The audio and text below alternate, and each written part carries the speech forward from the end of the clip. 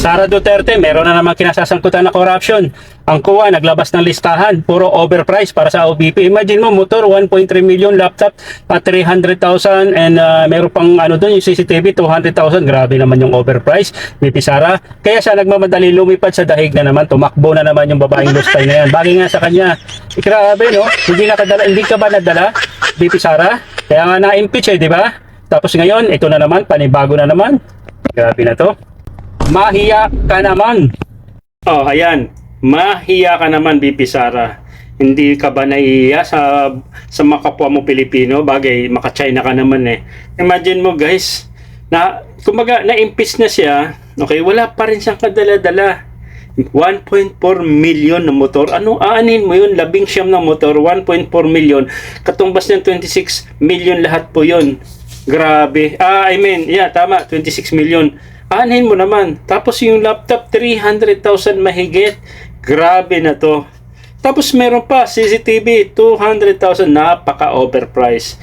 Alam mo, kahit opisina ng OBP yan, Office of the Vice President, pero siyempre, siya yung namumuno, sigurado yan. Dati pa naman yan, di ba, sa OBP at saka sa DepEd, o siya namumuno, merong 125 million, merong 500 million, kaya 625 million, kaya siya na-impeach. Tapos panibago na naman dahil sa COA report. So, tama-tama, actually, 3 lang yan ang pinakita pa namin. Pero kung nakita mo yung COA report, napakadami, ang daming listahan doon na overpriced. So, gano'n na ba talaga kakurap si Sara Duterte? Kumbaga, hindi siya mabubuhay pag hindi siya nakapag-kurap. Ibig sabihin, may pinagmanahan. Manas ama, mana din yung anak. At lahat ng anak gano'n. So, kumbaga, lahi na ng mga Duterte, kumbaga, nasa dugo na nila ang mag-kurap.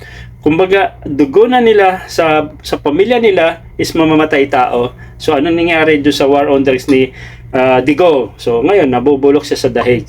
So, ibig sabihin, wala talagang ano-ano yung mga Duterte. Alam niyo yun, sila yung nagpapagulo sa bansa natin, promise. Simula pumasok si Duterte ng 2016, napakagulo. Okay lang kung doon na kayo sa Davao at least ang ginugulo nyo, ginugurgur nyo, ninakawan nyo, yung sarili nyong bayan. Kawawa yung mga taong bayan ng taga Davao. Sabi nyo, Singapore, puro baha naman dyan. Nasaan yung 51 billion ni Pulong? Alam nyo yun? So, dapat hindi na kayo lumabas din sa Davao. Huwag na kayo din sa mga national, katulad ito, Presidente, Vice President. Mas malaki kasi ang pera pag nasa labas na ng Davao.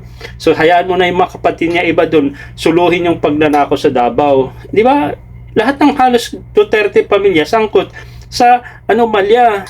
Di ba? O, ito si Baste. Di ba? Hit. Merong mayor ka pero ang daming mga pusher dyan sa Davao. 39 years kayo nakaupo dyan.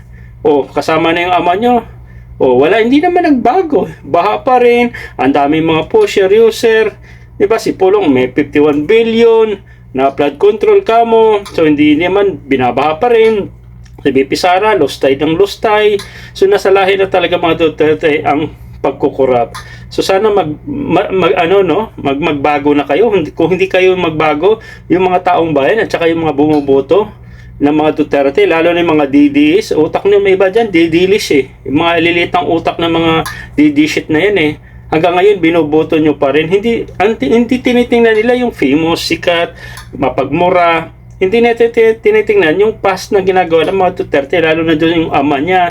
Di ba kinawa doon sa mga biktima ng war on drugs? Di ba? So, deserve niya ni Tatay Digong na mabulok din sa ICC. So, ito namang anak, hindi pa rin tumitigil. No? Hindi pa rin tumitigil hanggang, sabi niya, habang bata, sige, tuloy ang pagnanakaw. So, yun, ang mga Duterte, sana kunin na kayo ni Lord.